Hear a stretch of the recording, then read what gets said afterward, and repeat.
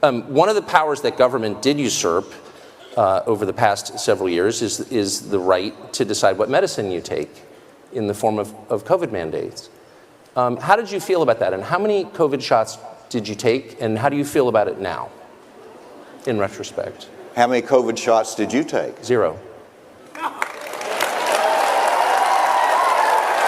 Hey gang, it's me, Dr. Steve, and I hope you're having a wonderful weekend, but I can assure you who's not, and that's rhinos like Mike Pence, Nikki Haley, and what's left of ASA Hutchinson, which you just saw there. They literally had their political careers destroyed yesterday, and it was none other than Tucker Carlson, who was the rhino slayer par excellence. Tucker hosted the Family Leadership Summit in Iowa on Friday, and he got to grill some of the GOP presidential candidates who were there. And as you saw, it was utterly brutal. I mean, brutal. We finally have a nationalist populace asking our candidates real questions, questions we actually care about, questions that reflect our priorities, our values, not the priorities and values of the Republican donor class. And you could tell these candidates were caught totally off guard. Here's perhaps one of the most obnoxious, odious of the GOP presidential candidates, former Arkansas Governor ASA Hutchinson, getting crushed by Tucker for his woke trans activism. Permanent change is one issue, but also hormonal treatment is a different issue and can be a different issue. And whenever you look at the bill that I vetoed, there was not any grandfather clause in there. Again, I respect legislators that have a different view, but I think independently, I think of the parents, I think of the Constitution, and actually the court, if you read the decision of the federal judge that struck it down as unconstitutional, really sided with parents as well. But how is it treatment? I guess that's my question. If you have a child who's born a boy, I want to become a girl, he hasn't gone through puberty yet, he's say 10. Is it treatment to prevent him from going through the natural process of adolescence? How is that treatment? It seems not like treatment. It seems like something else. Well, you have to, Tucker, I hope that we'll be able to talk about some issues. I know that. Well, this is one of the biggest issues in the country, and I think every person in this room would agree that it is a central issue because these are children who are being altered permanently, and you can defend that alteration, that change, if you like.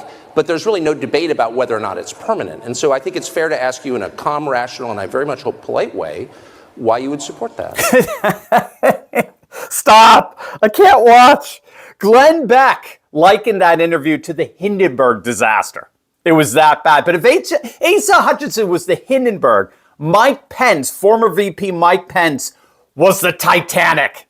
Along the way, the Biden administration has been slow in providing military support. Make no mistake about this. We promised them 33 Abrams tanks in January. I heard again 2 weeks ago in Ukraine, they still don't have them.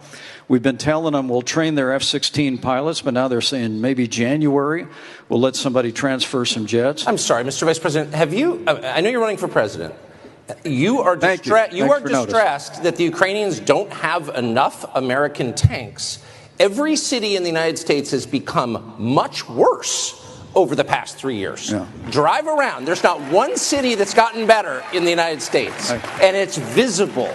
Our economy has degraded. The suicide rate has jumped. Public filth and disorder and crime have exponentially increased.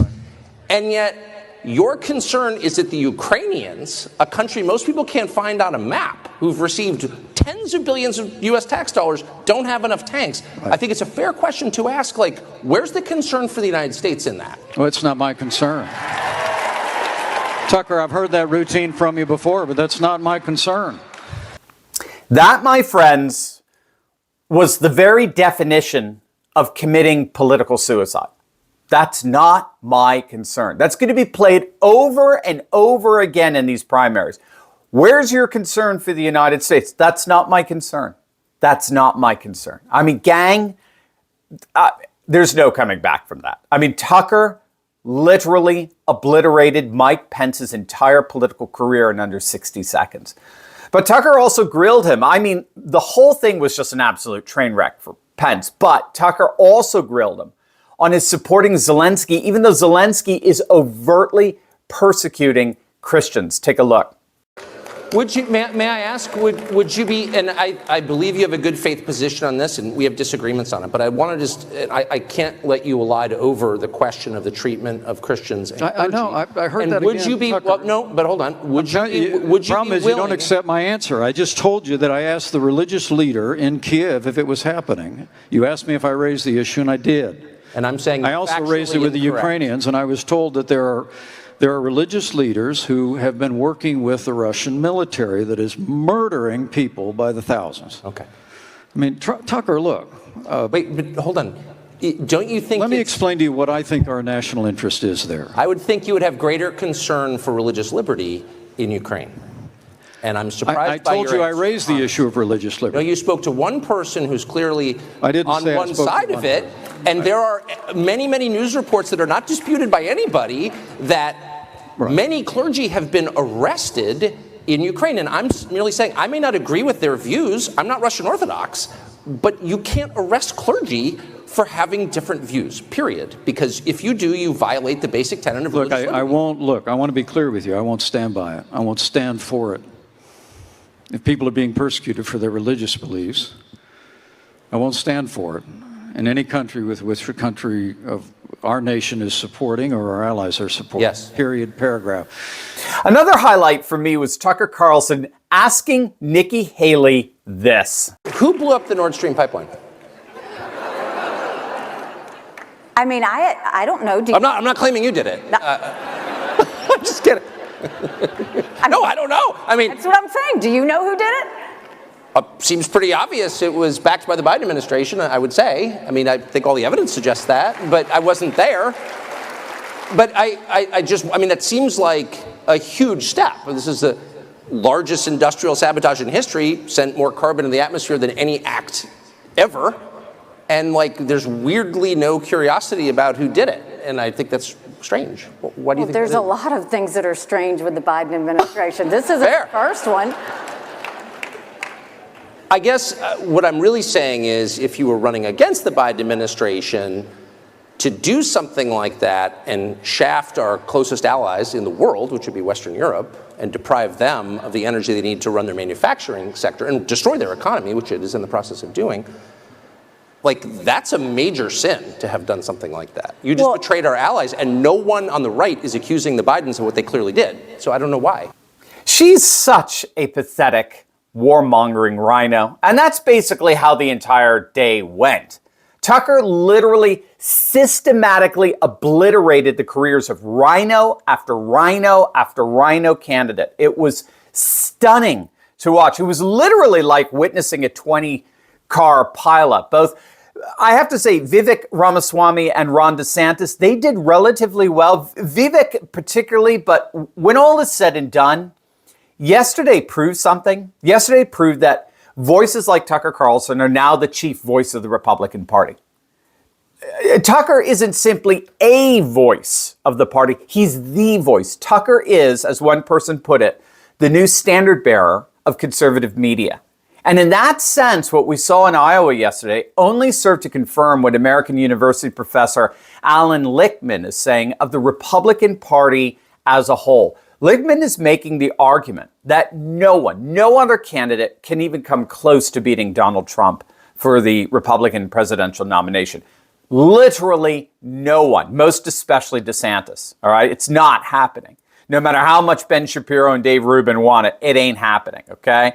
And it ain't happening precisely because Trump, according to Professor Lichtman, Trump has become the new mainstream in the GOP, the new nationalist, populist, anti-war, anti-establishment, traditionalist GOP. And no other Republican candidate stands a chance to win the party's nomination because of that. Because Trump is the mainstream of the Republican Party. All the while these other candidates, Mike Pence, Nikki Haley, Chris Christie, what a joke. But they would have all have once been considered part of the Republican mainstream. But as you saw, they're not even relevant anymore. And that's the key here. It's not that they're just sad and pathetic. They're literally no longer relevant to the GOP. They literally speak a different language than the rank and file. They want to talk about escalating the conflict and arming Ukraine. They want to avoid talking about 2020 election shenanigans and what actually happened with Nord Stream pipeline. They're every bit as much a part of the establishment as is Joe Biden and Nancy Pelosi. And so they're no longer relevant to a political party that has recalibrated itself around anti-establishment populist sentiments. Trump has permanently changed the GOP into the grand old Patriot Party. It's officially Trump and Tucker's party. And the once mainstream rhino donor class is increasingly finding itself no longer invited. God bless, gang. Have a wonderful weekend.